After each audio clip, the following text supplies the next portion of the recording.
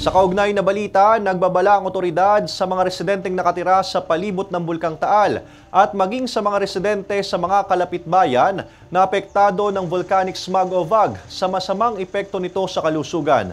Ang volcanic smog o VAG ay isang toxic gas na binubuo ng sulfur dioxide gas at ibang volcanic gases na humahalo sa atmospheric oxygen, moisture, alikabok at sikat ng araw.